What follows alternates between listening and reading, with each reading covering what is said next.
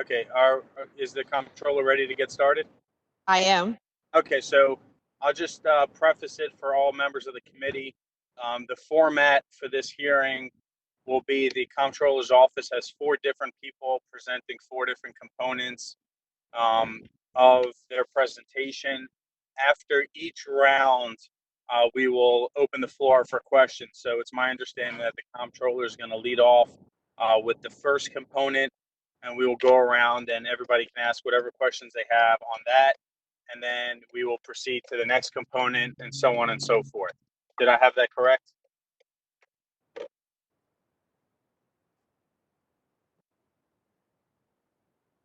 Hello? Can you hear me? Yes. I just outlined the request, so I just want to make sure that I had that correct. Yes. Okay, fine. So you can go ahead and get started with the first presentation. Okay, well, first I'd like to say good afternoon, Mr. Chairman and members of the Budget and Appropriations Committee. And I would like to provide some introductory remarks on the fiscal year 2021 budget request for the City Comptroller's Office. After my introduction, each department director will speak briefly on the funding request for their specific service. Like all city agencies, the Comptroller's Office had to develop different ways of working during the COVID-19 pandemic so we could keep city services and processes functioning. In particular, it was vital for the Board of Estimates to continue its regular meetings for city agencies to submit items for board approval at a time when virtually all staff was working remotely. I worked closely with the council president to ensure that no board meetings were missed or delayed because of the pandemic.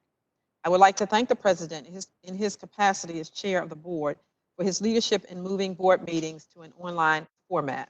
Shortly after the mayor declared a state of emergency in March, my staff and I developed procedures to allow agencies to submit items to the board via email using electronic signatures. Throughout the state of emergency, this new way of working allowed the board to function smoothly and approve emergency contracts to provide vital goods and services to city residents affected by the pandemic.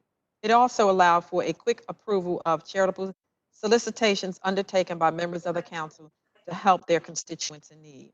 Last but not least, we implemented teleworking for the Department of Audits, Department of Real Estate, and the Municipal Telephone Exchange so employees could work safely and without interruption.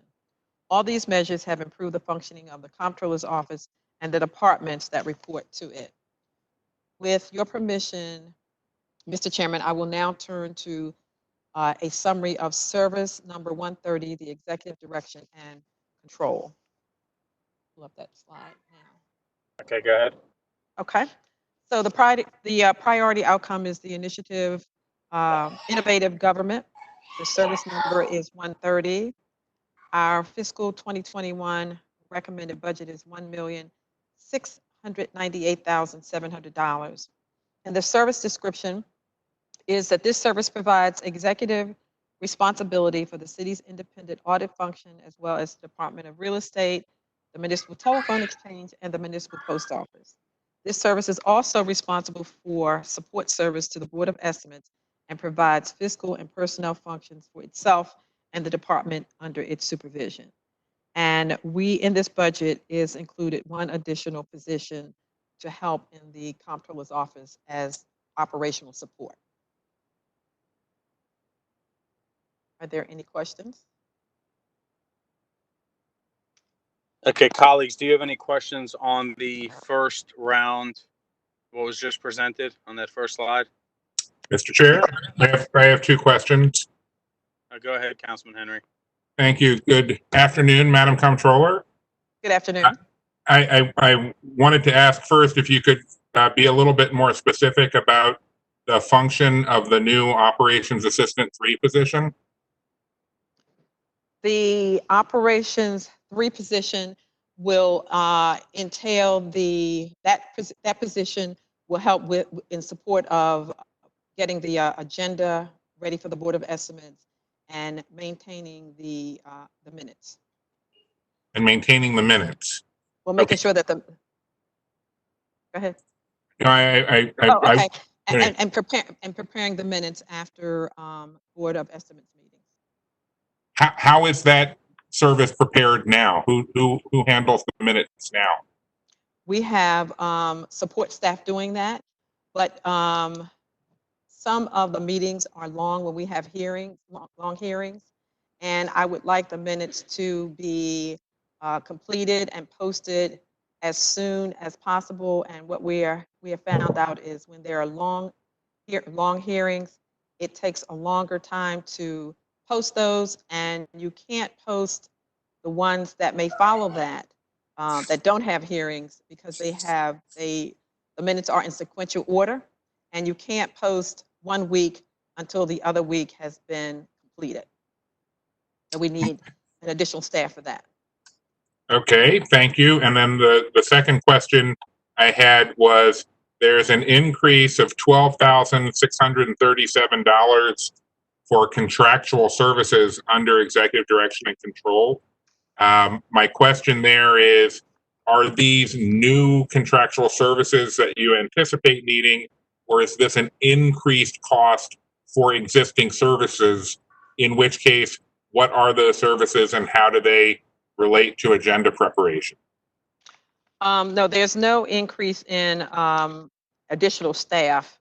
It is, we have the contractual person that we have in the comptroller's office is for the driver, and also that person currently helps with the document preparation for the agenda and the distribution of the agenda. Some of the items have to go before the Department of Treasury because they need to have the city seal. So it's not for an additional staff person. Oh, I get that it's not staff. It's just that in fiscal 19, under this service line. Fiscal 19 or 20? What I was going to say is, in 19, the contractual services was 162,000.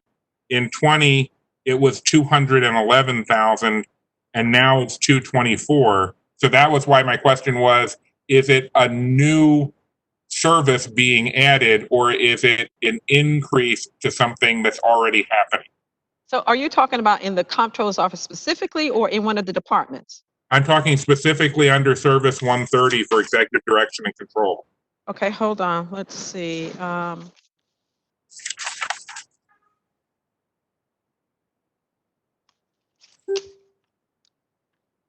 Hold on a second. Under Service 130.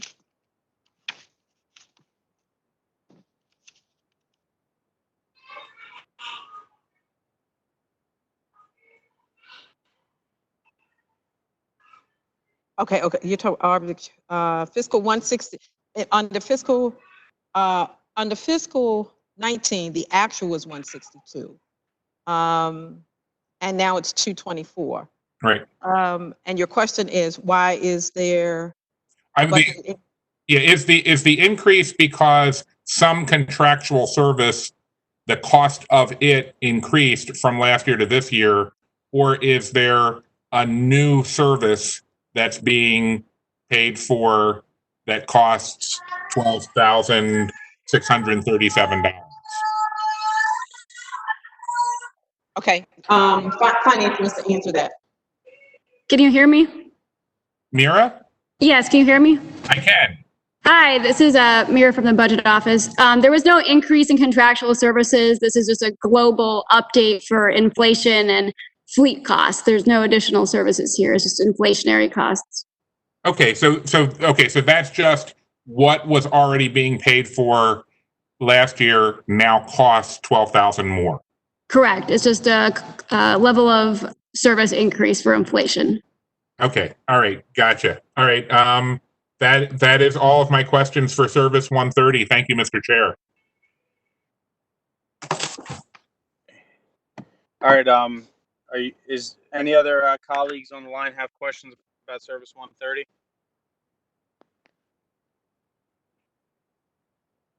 Anybody? All right. If you guys can proceed to the next service. Okay, and I'll be available. Sign. Pull up MTE.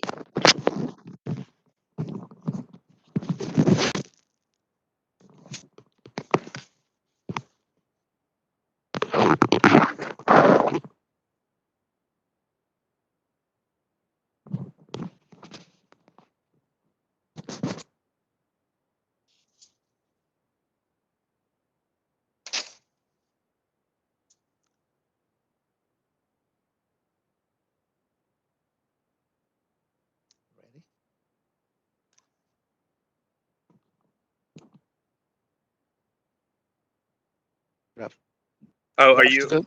are you ready? Yes, I'm ready. And one thing I'll say just before, are you guys all using the same headset? Yes, but we had it wiped. What's that? We wiped the headset. It was Oh, you wiped. Okay. I go ahead with the next The service. answer is yes, Mr. Chair. Okay. All right. Mhm. Good afternoon, Mr. Chairman and members of the committee. My name is Simon Error. I'm here on behalf of the Telephone Exchange.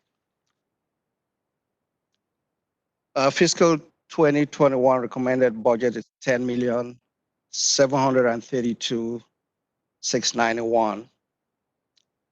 This service provides communication equipment and service to all city services. The city's voice over internet protocol VoIP telephone system supports up to 20,000 lines and 10,000 voice mailboxes, serving approximately 800 addresses. 9 full-time operators provide 18-hour coverage for persons wishing to contact city agencies. This service is funded by user charges through an internal service fund. Major budget items. The fiscal 2021 recommended budget includes $618,000 in debt service for financing the VoIP system over 10 years through 2027. This budget provides $195,000 for software assurance and $196,000 for around-the-clock hardware maintenance. Mr. Chairman, if you permit me, I have a few items to highlight with regards to our budget.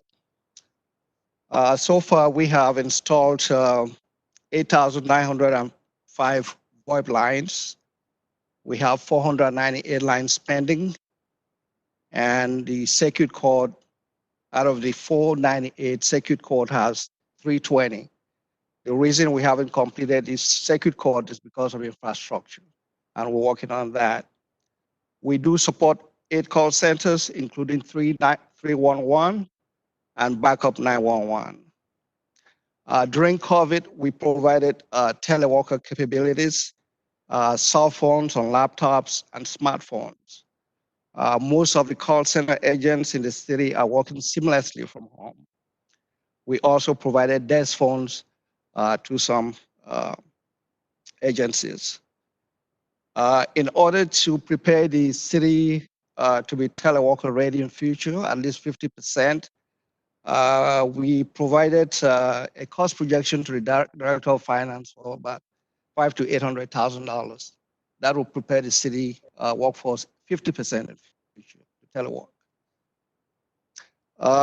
Due to VoIP, there's been a cost reduction in our telecommunication services. There's a cost avoidance of about $2.5 million compared to what we used to pay for Centrex. The cell phone bill, I'm sorry, the monthly Centrex phone bill has gone down from $303,000 a month to approximately $100,000. Also, the police department, their phone bill has gone down to about $40,000 from a high of $100,000. Debt service, I would like to mention a few things about that.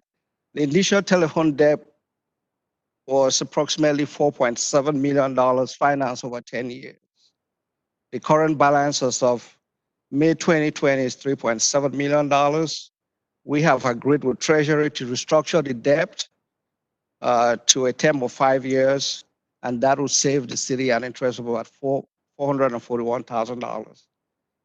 With MT's fund surplus of $197,000 in FY19 and projected $2 million in FY20 and 21, we should be able to pay that debt in 3 years. Wireless services. We are spending approximately $2 million a year on wireless services in the city. That's pretty huge, and we have to do something about that. Cell phone cost accounts for about 90% of this, and 10% is for the smart meter water project, modems to monitor the smart meter. We intend to implement BYOD. We're working with finance on that. Had some meetings with the director of finance. Other city governments have done that. And the director of BC is in agreement with us that we can implement that policy in the city.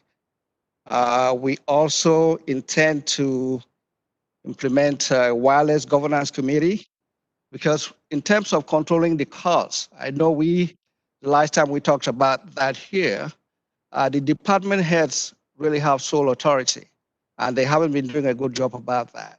So we believe a governance committee in the city will help to control costs and approve who should own a cell phone or not. And it's got to be a business case. That's all I have. Thank you for your time. Thank you. Does anybody, any committee members or members of the council have any questions about this presentation? I do, Mr. Chair. Go ahead, Councilman Dorsey. Thank you. What's the timeline for full implementation of the new voice over IP phone system, which began installation in 2017? Yes, the timeline is initially was 3 years due to our infrastructure, but you know, we had issues with ransomware, and there was a delay because of that. We almost done, as a matter of fact. We have, based on the contract, we have about 19 lines on the contract. Whatever is left, we're going to do it in-house. We have the capability. Right now, as I mentioned earlier, we've installed 8,905 lines. Our capacity is about 9,400. So we're almost done, Mr. Councilman. Can you say those last two numbers again? Our current, we have currently installed 8,905. Okay. We have about 498 to go, and the courthouses account for 325.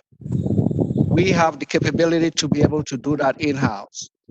In terms of the contract accounts for probably 19 more lines with the contract. What contract? I'm sorry. There's you have an outside contractor that's doing the installation of them? Yes, the implementation. They had a fixed number that they were responsible to do. They only have 19 left. That's correct. I see. Okay. And so I understand it's within your capacity to get it done in-house. Do we have a timeline for what it's going to take to get those about 400 left? I would say before the end of the calendar year, we should be done. But the challenge is the courthouse. The infrastructure in the courthouses is so bad, and that's what we're really working on. The cable is really old. We have marble floors out there. We can't crack those walls, but we're going to find a solution. We're working diligently to fix that. Okay, I think that's the only question that I think I did have another question.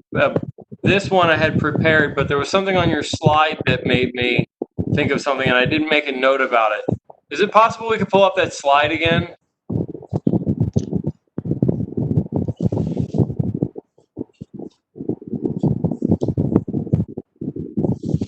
Oh yeah, about the operators. 9 full-time operators provide 18-hour coverage for persons wishing to contact. These are telephone operators.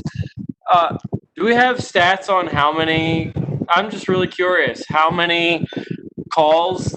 This is, what is this? 396-3100. Yes, and I'm glad. Yeah, go ahead. Sorry. Yeah, how many calls do we get? How do we measure the call volume there? And I'm just curious. Yeah, before I give you that, I know the slide says 9 operators. Actually, there are 5 operators. There are 4 of the positions are being reclassified as we speak. HR hasn't completed that. Once they're being reclassified for technical positions, the call volume is about 600 calls a day, approximately. Is there some reason that we do this separate from 311?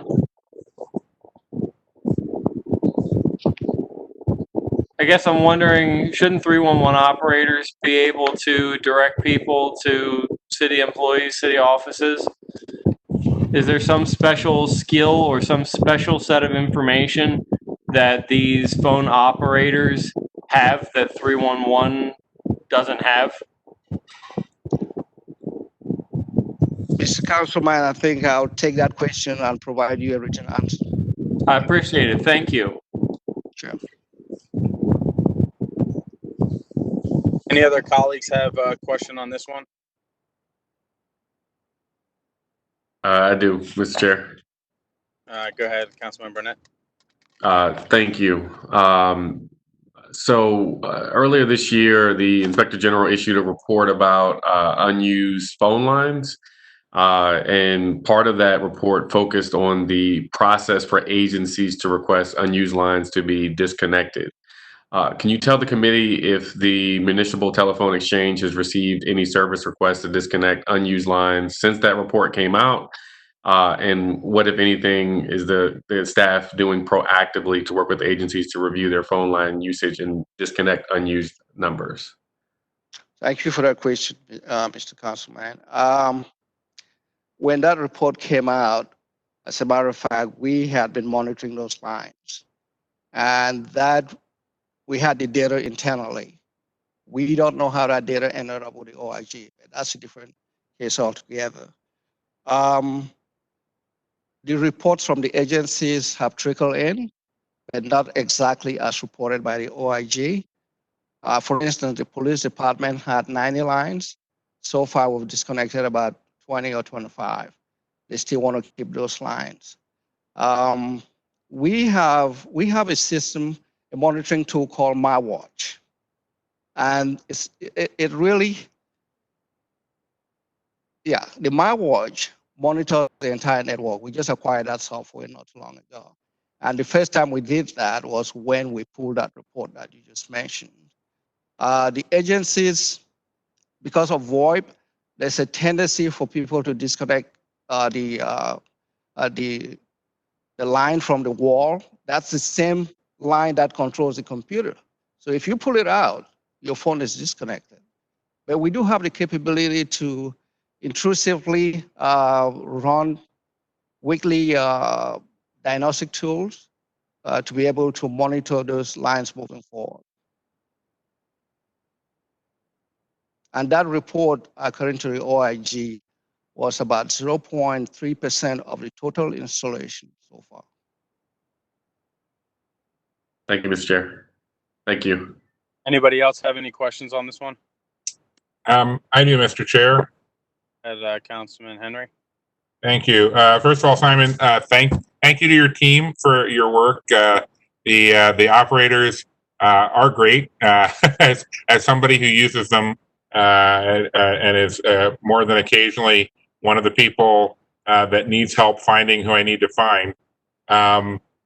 We especially appreciated their efforts during and after the ransomware attacks. I wanted to ask, there is a position in the Municipal Telephone Exchange being defunded, a communication service administrator, and it appears that function or that position is being transferred to the Municipal Post Office. Can you tell us what is happening there with that? Yes, the individual who was in that position as communication services administrator has been basically managing the post office for quite some time. And we felt since the post office is today a full-blown post office, and Charmaine is going to do a presentation. The volume has increased. We're processing thousands of mails. So so this is the person who's been running it. It's just they were still under MTE's budget line. Yes, sir. Yes, sir. I gotcha. Okay, that makes sense. Thank you, Mr. Chair. That was my only remaining question for Service 133. All right, thank you. Does anybody else have any other questions? Anybody else? Okay, so I have a question for you on that one. I also utilize the operator service quite often. So when you said there was 600 calls, I thought I was like half of those per day. But what could we do about updating those numbers? Because far too often when I call and ask to speak to somebody, a lot of it is incorrect, whether it's people have moved to other departments. A lot of times also it's people who don't even work for the city anymore. So what is done on a annual basis to update that, and what more can be done to update it? I think what needs to be done is to work in collaboration with BC to make sure Active Directory is updated, so we have the right information as soon as somebody leaves the city. Also with DHR, so there has to be some coordination. So do you guys is that something that's done on a regular basis? Yes, it has, but I think it needs to improve in terms of getting that information real time. Gotcha. Okay, and then the second thing I have, just as a piggyback to Councilman Burnett's question, what, as far as auditing the system, and I don't want to, oversimplify this, but by looking through at all the numbers in the system, isn't it as simple as just seeing which numbers don't have calls going out of, on a monthly basis, like of these numbers that are not in use? I assume that if we just export all that data, it should be relatively easy to see that there's numbers that have nothing coming into and nothing going out of. So is that something that is done on a proactive basis? Well, to answer that, Mr. Councilman, there's two ways to do that. What you just alluded to has to do with traffic analysis of outside calls, and we do run those reports. But internal calls within the city network, there really isn't a report for that. In terms of knowing which phone is plugged and unplugged, we have a diagnostic tool right now called MyWatch, which is going to assist us to be able to proactively monitor which phones are unplugged. But again, we're advising the agencies not to unplug those phones. They feel because it's VoIP, you can unplug the phone and move it to the next desk. But if you do that, you lose your 911 functionality, and we don't want them to do that. So it's something we really have to work with the agencies. Right. I was just saying more on just ones that have zero. If there's zero activity, then that's a pretty clear indicator for me. I mean, if not even like, especially if it's over a month, after a month or 2 months, I mean, if there's zero activity, that just seems like there should be some type of way to cut those off, or to at least, on a monthly basis, ask the agencies why there's no calls coming in and out of those numbers.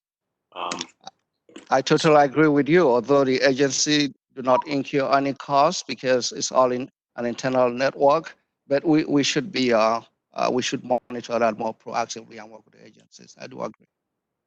Okay, thank you. Any other colleagues have questions on this line?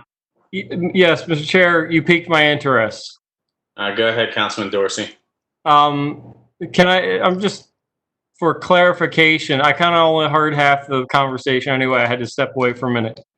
But the municipal telephone exchange handles the assignment of different information, like the directory for where to reach people for people's phone numbers. I know that yesterday I called the number that's in the global address list for the acting director of DPW, and the voicemail that I got was for his old position as the chief of staff to Jim Smith. The Active Directory is managed by BC. The telephone operators do have a directory which we manage, and for the most part, we rely on that information either from IT or from DHR. Like I mentioned earlier, we have to work closely with both DHR and IT to make sure we have that information real time. Great, and I appreciate it. Thank you. You're welcome. Does that answer all of your interests, Councilman Dorsey? For now. Okay. Anybody else have any questions on this one? No. Okay. We are ready for the next slide. Thank you.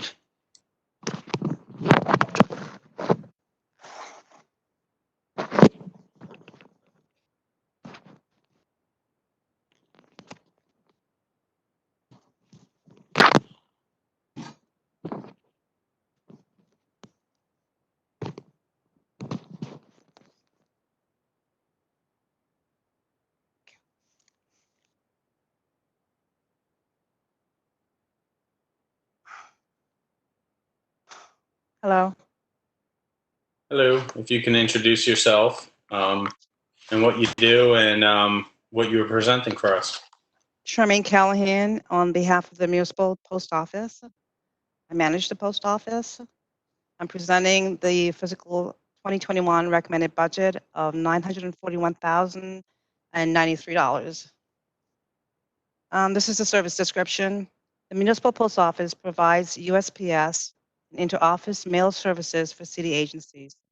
Staff collects and distributes mail to approximately 84 pickup and drop-off locations, and that's twice a day, so there's 164 drops. The user charges support the operation for this service within an internal service fund. Major budget items.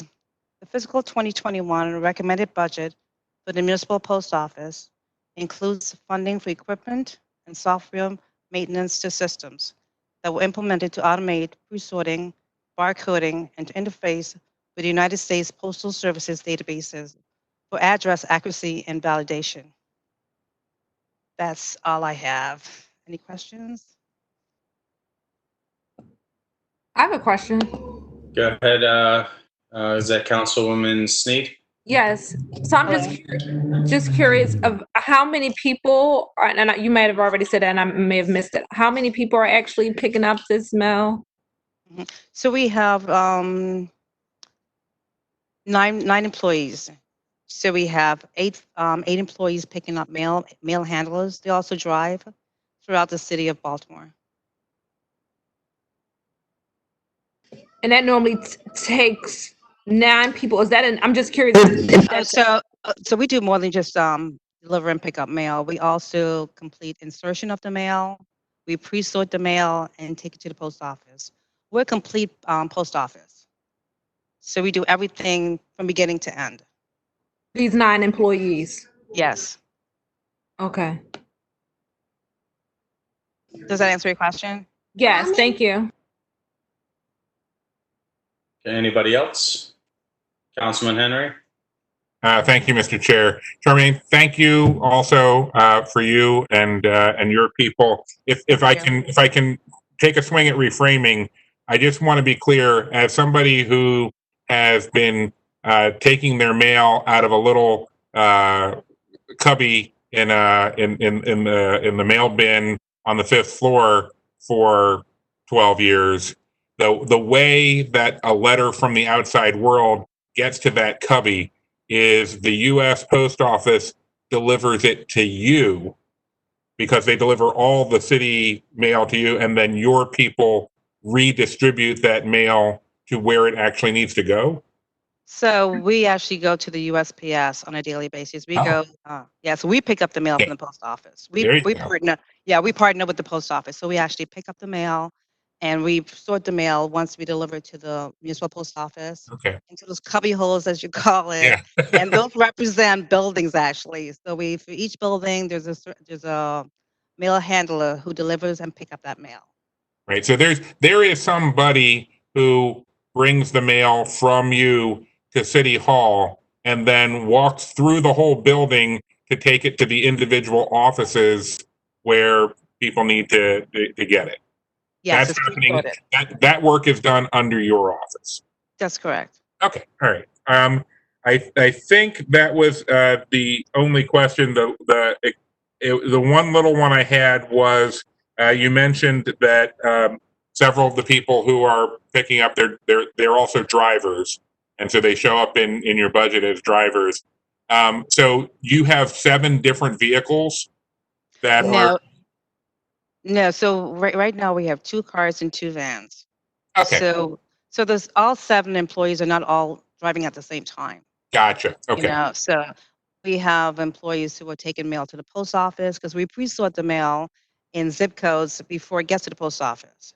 So some employees will be taking mail to the post office, some employees will be delivering mail, and some employees will actually be picking up mail from the post office. Okay. Thank you, Mr. Chair. No further questions for this service. Yeah, so I have a couple questions on that. So first off, who is our mail? You said there's different people for each building. So who's our mail person for City Hall? Eloise Johnson. Eloise Johnson? Mhm. Does she have an office in City Hall, or she just comes by when she's got the stuff? No, she has an office at the municipal city post office, Okay, and she would take the mail from the post office to deliver to City Hall twice a day. gotcha. Well, I give my mail person at my house a holiday gift, so I figure I should be giving my mail person at the office a holiday gift also. So I just I'll wrote let her her. name down. I'll let her know. Yeah. So I appreciate that. My other questions are: okay, so you mentioned you got 2 cars, 2 vans. These people come and go from the post office. You also mentioned that we're partners with the post office, but it kind of seems like the post office is getting the better end of the deal over here. It seems like you guys are doing a lot of work that they can be doing. So can you like walk me through that a little bit, as to why you guys go pick up from them? Why not make them to deliver all that to at least deliver to your office to save the morning trip, let's say. On the way Sure. back, I could understand if you guys bring it to them. I mean, I assume you're sorting it so that it happens quicker and the mail gets going quicker. I assume that's Mhm. why you're doing that. But when we put postage on stuff that goes out, aren't we putting on first class postage? So just so you know, the first class rate, the municipal city post office, the rate we charge is 50 cents for a piece of mail. The Okay. post office charges you 55 cents. So we save the city a nickel for every piece of first class mail that leaves the building. The reason why we pick up the mail from the post office is because we'll have a grandfather clause where we do not pay a fee to go to the post office to pick it up. Most of the large companies, commercial companies that go to the post office is charge a fee. So we were trying to get away from that fee, so we pick it up ourselves. You know. Uh, So let me see if I can walk you through what we actually do. So I can use like the water department for example. We well, that's pre-sort and that's not a good example. Use any no, agency with the water department. don't use that one because let's use parking. There you go. So we receive the file from the print shop. That file is then inserted into the inserter, and where we attach the envelope, the return envelope, or any sort of advertisement into the envelope. We also pre-sort by zip code. So by the time it gets to the post office, there's nothing for them to do because we already pre-sorted all the mail. So the mail is sent out to the customers. So, how many pieces of mail get sent out from city government, ballpark? A year we do 7 million pieces of mail. 7 million pieces of mail. Yeah. Mm-hmm. So you're saving the city $350,000 by doing it the way you're doing. Well, actually, the first class rate that we charge is 50 cents. What I'm aiming to do is go towards seamless acceptance, which is the pre-sorting rate of 38 cents per piece of mail. So if we can clean up the addresses that are on the mail, the rejects that we receive, we can save the city more money by sending most of the mail through pre-sorting rather than sending it through first class, the lower rate. Right. And so I assume you guys have ran these numbers to see that it makes more sense to have the manpower doing that and the vehicles doing that as opposed to the post office, which would be bending over backwards to have a client that has as many employees as we do.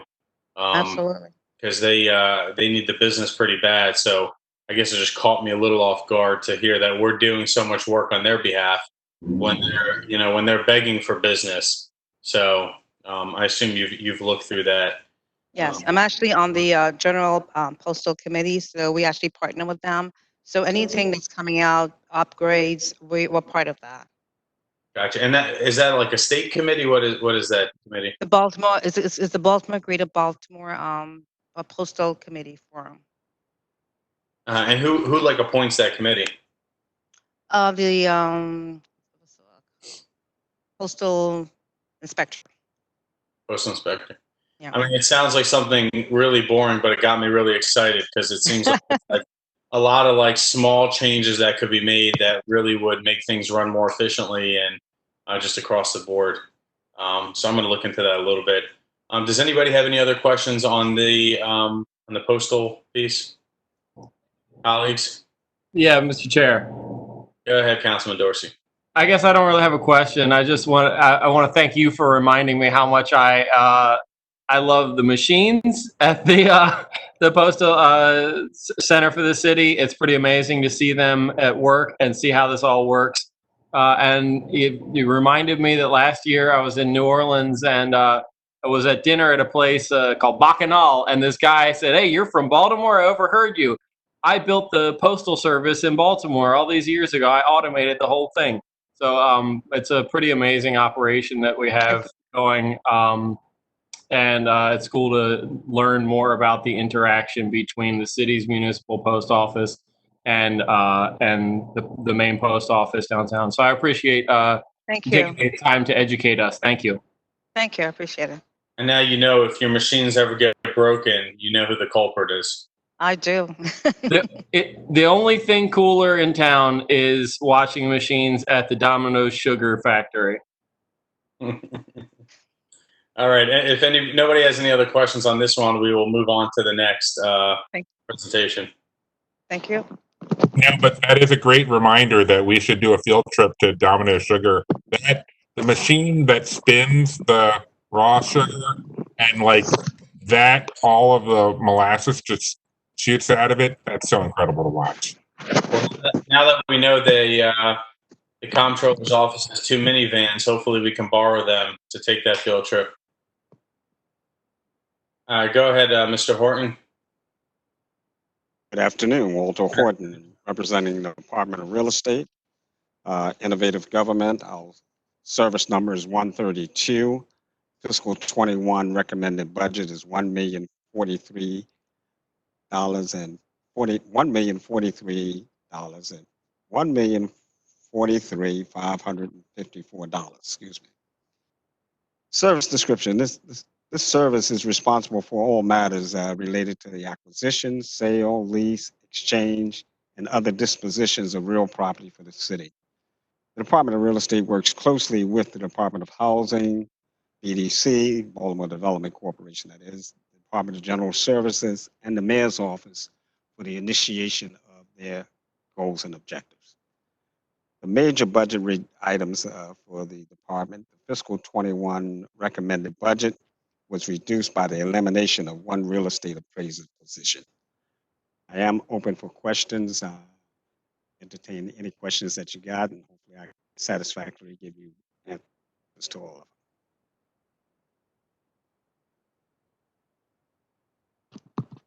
You're muted, Mr. Chair. Okay. Sorry about that. Does anybody have any questions on this piece?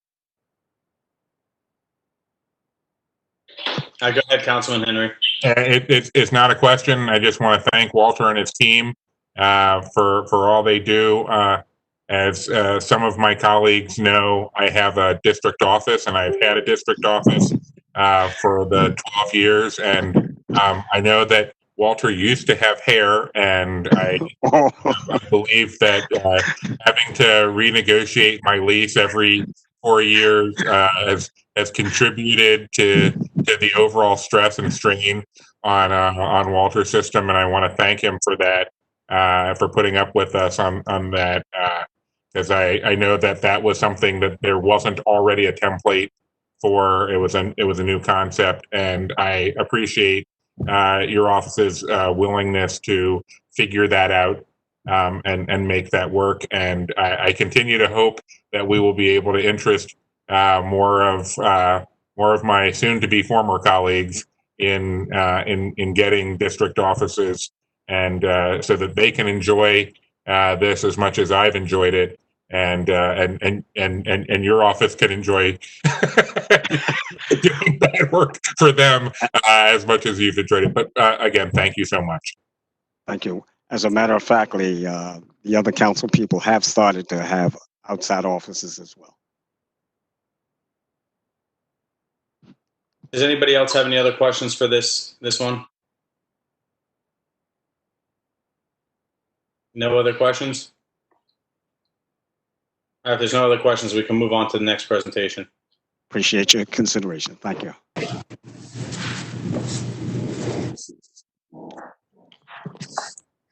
Good morning, Mr. Chairman, committee members. My name is Josh Pash. I'm the city auditor. I am here to present priority outcome, accountability, and transparency, Service Report 131. The fiscal year 2021 recommended budget is $5,082,109. The service description: this service performs the annual audit of the city's comprehensive annual financial report, as well as audits of the financial statements of various governmental units, including the city's 4 enterprise funds. The city charter mandates financial performance audits of 16 city agencies on a biennial basis. The department is also responsible for the single audit of the city's federal grants.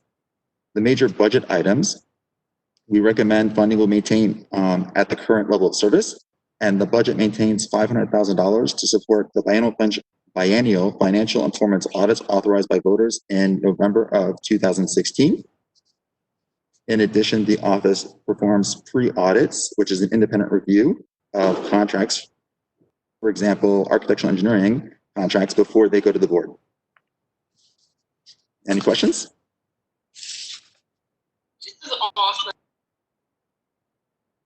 Does anybody have any questions on this one? I do, Mr. Chair, but I'm happy to wait and let's see Go if ahead, Councilman Henry. Okay. Hi, Josh. How are you? Doing well. Thank you. As we tell the people, thank you very much for you and what your team is doing. I don't know if this is technically a fair question for you, or if this should be saved for the comptroller when she returns. But I'm noting that it appears that we're cutting 4 positions in the comptroller's office as part of the citywide savings initiative, and they're all coming from audits, even though it only makes up about 40% of all of the positions under the comptroller's office. And were you part of that conversation? Should I save that question? I will defer to the comptroller. Okay, that's fine, Mr. Chair. That was my only question under Service 131. So I will hold that for the comptroller. Does anybody else have any other questions for this one? Come on, Councilman Dorsey. Any other questions? Councilman, Mr. Chair, can you hold on for just a second? Sure.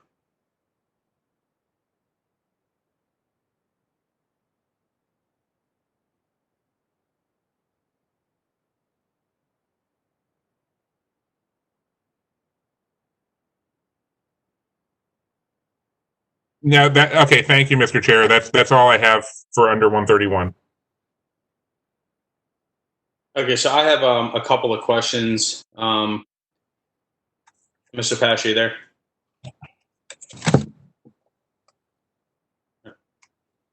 Mr. Pash, can you hear me?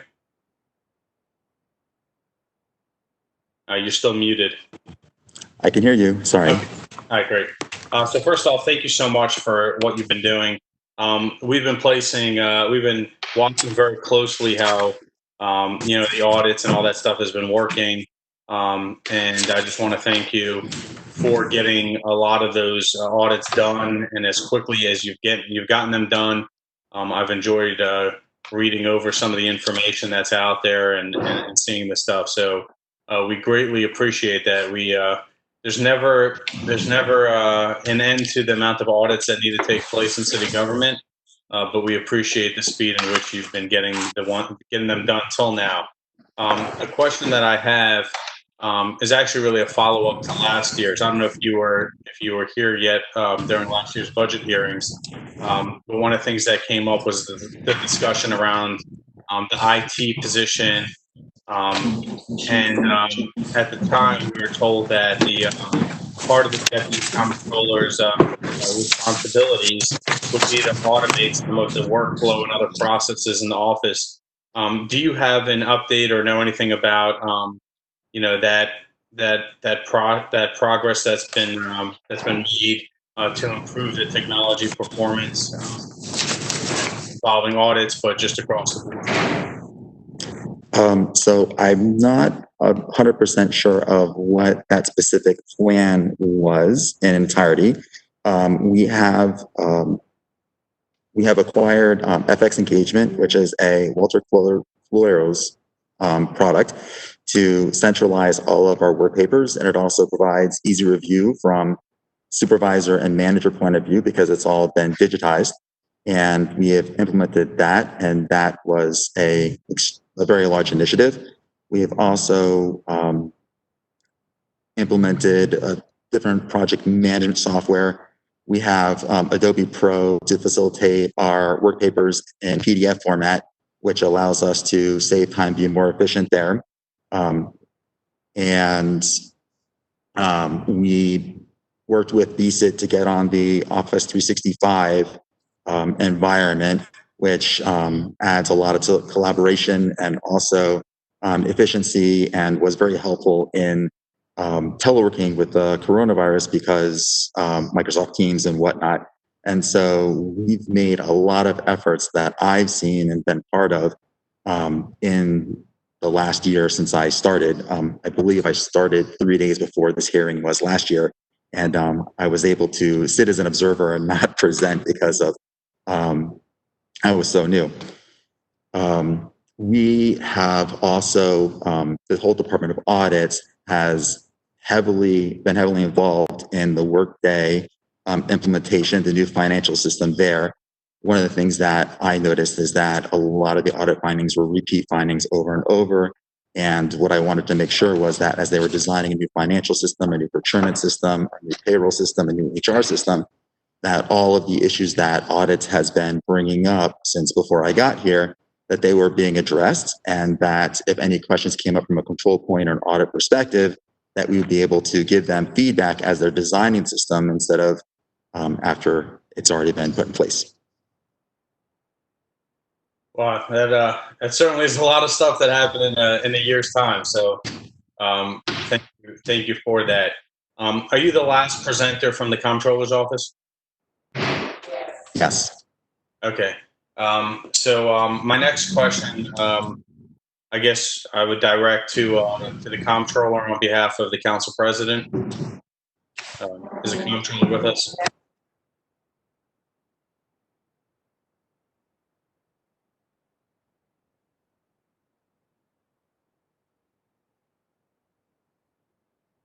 Hello?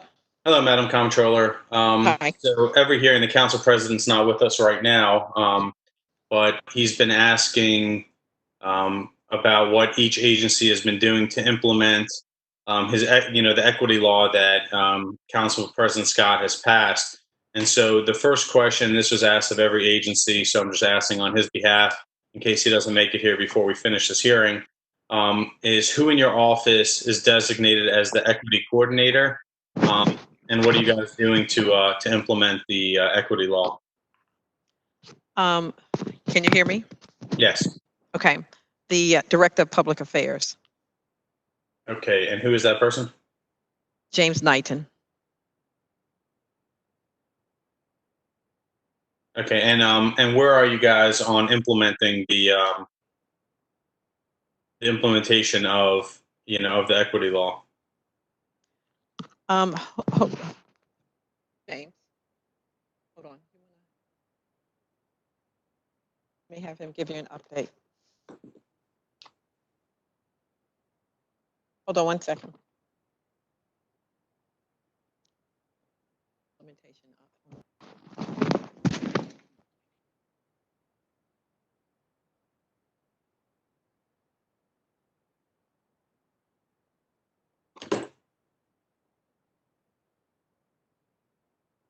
Hello? Yes. Yeah. The deputy was implementing that, and her last day of work was March 31st.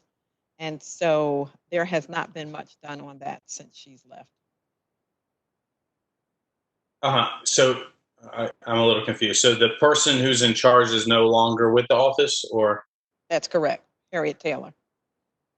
The deputy, Okay. the former deputy. The former deputy. Okay, and so now James Knight, you said, is in charge of it? James Knighton will fill that position. Oh, he's going to start the position. Yes. Gotcha. Okay, thank you. He'll be assigned those duties. He'll be assigned those duties. Okay, so if that can be provided to the committee, if we can just hear from him, if you guys can send a follow-up as to where you guys are on implementing that law, and then where you guys what still needs to be done. So if you can just send that to the committee, we'd appreciate it. No problem. Yeah. Do any colleagues have a question by show of hands? Councilman Dorsey. Thank you. Madam Comptroller, after 24 years in the office, I'm curious to know what your preferred pronunciation is for the title of the office, and if you believe there are any budgetary ramifications to it. No, it's Comptroller. C-O-M-P-T, not Controller. I appreciate Can you you hear me? entertaining your question. Thank you. It's Comptroller. Thank you. I did not know there was a debate as to what the name was. Okay. I can send you some documentation on it if you like, Councilman Schleifer. Yeah, maybe we'll make that a committee request of you, Councilman Dorsey. Councilman Henry. Thank you, Mr. Chair. Madam Comptroller, it looks like of the four, I'm making sure that I'm reading this right in the budget book. It looks like that the budget proposes reducing 4 total positions from the Comptroller's office as part of the citywide savings initiative. And they all appear to be coming from the audit department. I take that back. I see this. So 3 of them are coming. 3 of the reductions come from audits and 1 comes from real estate, even though those agencies only reflect what appears to be about half of the total staffing. Is there a reason why most of these cuts were being proposed in just those 2 offices? Yes, always when there are citywide savings requested, it has always come from the Department of Audits. The Department of Audits has the most personnel, and as you may know, most of the agency's highest costs are personnel costs. So in order to meet the citywide savings, it had to come from Department of Audits. It couldn't come from any other agency. So that it's just as simple as that's where there were positions that could be cut. Correct. Mr. Chair, I think that's all I have for the in the general category. So I'm happy to pass it on to any of my other colleagues if they have additional questions. Well, I just want to follow up on that. So are those positions that are currently filled, or are those positions that were open? Those were vacant. Those are vacant positions. Okay. Do any of my other colleagues have any questions? Anybody going once, going twice? Sold. All right. This hearing is now adjourned. We will be coming back at 5:30 for, I believe, the schools. Mr. Chair, I think technically it's recessed. Recessed. What did I say? Adjourned. We're just recessing until the 5:30 reconvening for Baltimore City Public School System. Gotcha. You don't want to end the rest of the budget hearings and. I think if we end this hearing, then Marguerite has to come up with a whole nother WebEx link for the 5:30, and nobody wants that. I don't want to do that to Marguerite. She's been working it out. So we are in recess. Thank you. Thank you.